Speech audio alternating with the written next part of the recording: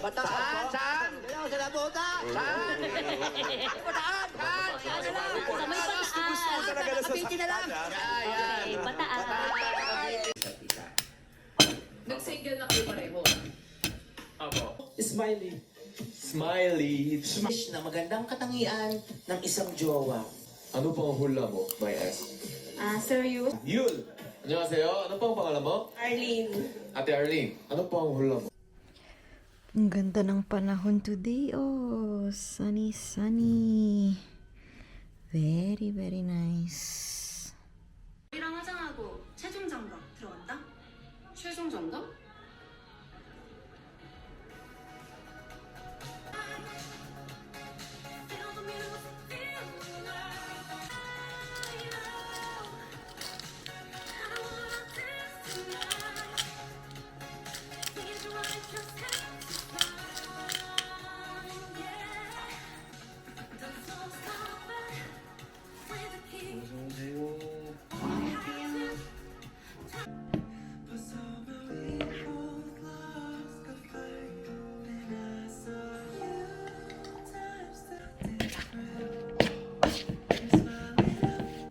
제가 먼저 잡았거든요.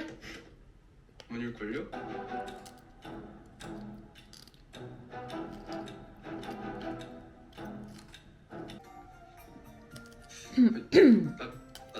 나?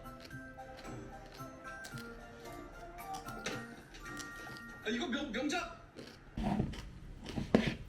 Nagka-carrot salad na ako. Carrot salad.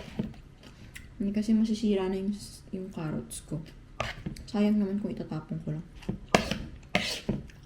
Ano siya? After leaving.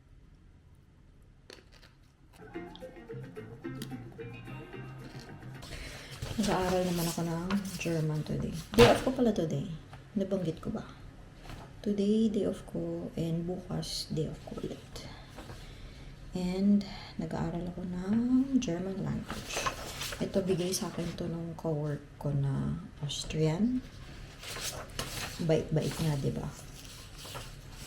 Mga ano lang, mga basic ba? Yan. Tapos, meron akong maliit na notebook. Tcharam! Meron, parang nakwento ko noon, meron kaming group chat dito ng mga Filipina. Mga kaibigan namin mga Filipina. And meron kaming group chat nun about German language. And then nagsisend sila doon ng mga videos na, you know, you think parang sa tingin nila makakatulong sa amin. And yeah, tini-take down notes ko. And then yung iba dito, meron akong finalo na sinubscribe na YouTube channel. Learn German. So, yung mga videos na pinanonood ko din. And then, tinitake down notes ko din.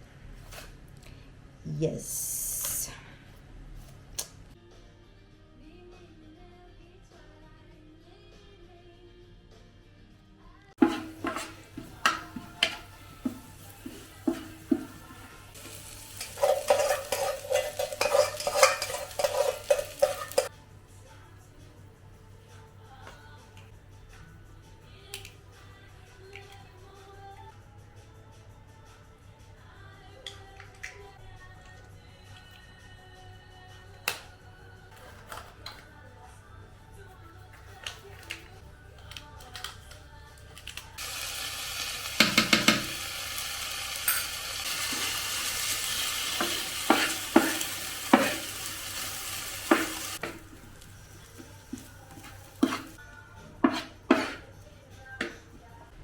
Ito po ang aking breakfast for today.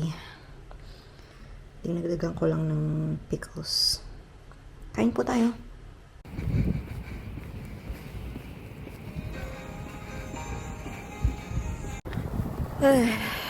Guten Morgen. Anong araw ngayon? It's Mittwoch. Wednesday. Sa Schloss ako ngayon naka-duty.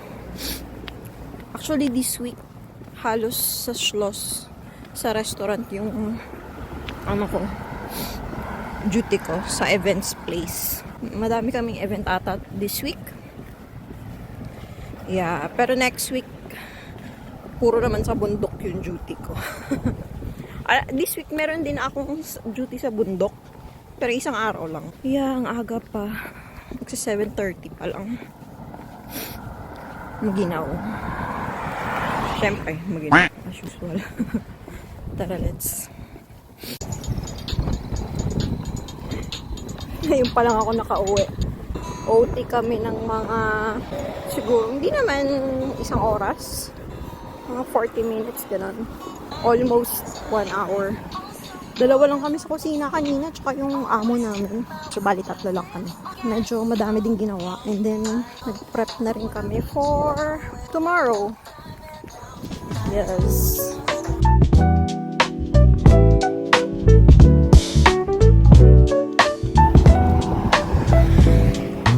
Maglalakad lang ako today. 2 araw ba naman akong nakahilata lang. Kain, hilata. Kaya ngayon, bawiin natin. Lakad ako. Pero bukas kasi dapat sa bundok ako. Dapat sa bundok ako magtatrabaho. Pero kinausap ako bukas daw. Dito ulit. Dun ulit ako sa restaurant magjo-duty. Pero bukas, split shift naman ako. So kailangan ko dalhin yung bike. Kasi gabi na ang uwi ko eh. Ayoko naman maglakad ng sobrang dilim din. So, dadalhin ko yung bike ko bukas. Yes.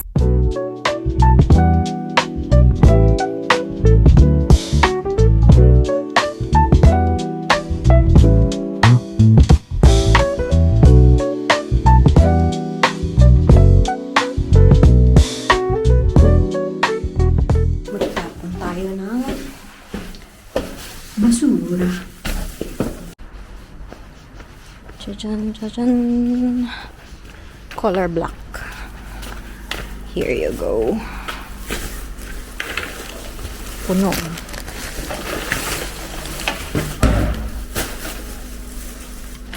Yarn. Chajan. Mag-German language tayo today.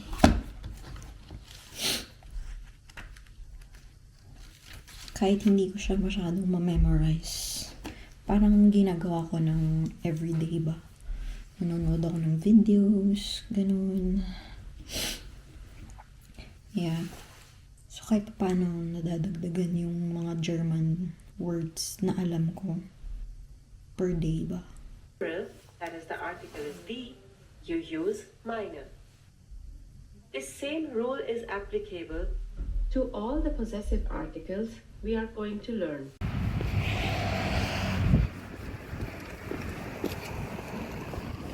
Nasa bahay na pala ako. Hindi na ako nakapag-vlog doon. Sobrang busy namin. Tapos 3 lang kami sa kusina. Split shift pala ako. So, babalik ako mamaya. Tapos, yung grupo mamaya, a la carte. So, ngayon, inaaral ko yung menu.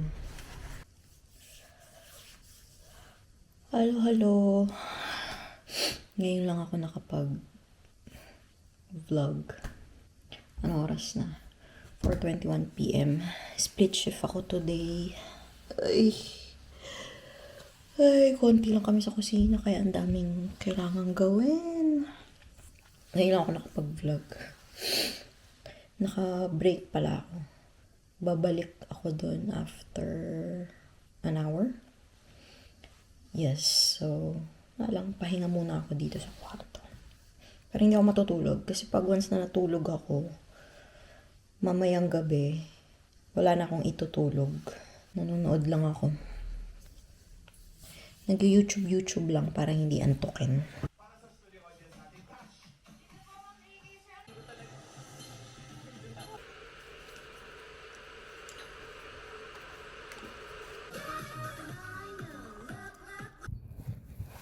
Back to work na. Back to work.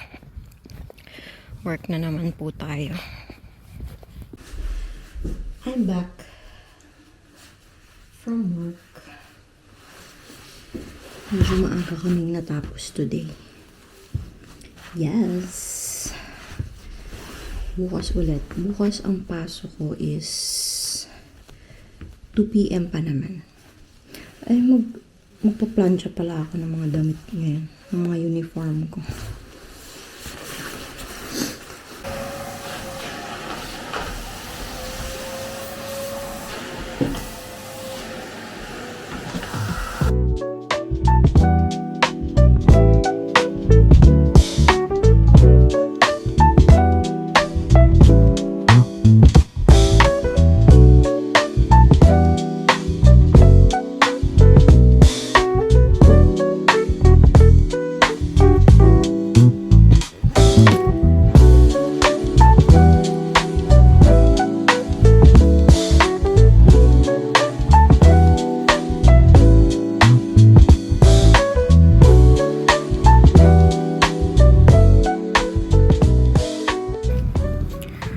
Work na naman po. May event ulit kami today. Hello. Nandito na ako sa bahay. Hindi naman ako ngayon.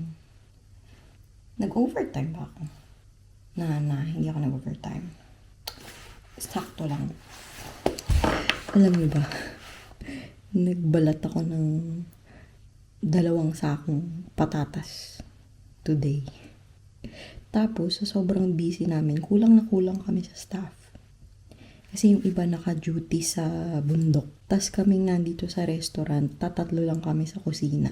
Yung boss namin, yung asing may-ari talaga, matanda, yung may-ari talaga. Yung boss talaga, yung pinaka-boss namin. Tumutulong na siya sa hugasin. Siya na yung naghuhugas. Nung mga plato, mga ano-ano, siya na yung naghuhugas. Nagbabalat lang ako ng patatas. Tapos lalo siya sa likod ko, tumutulong na siya maghugas ng mga pinggan dun. Wala lang, nakakatuwa lang. Ayun, na-share ko lang.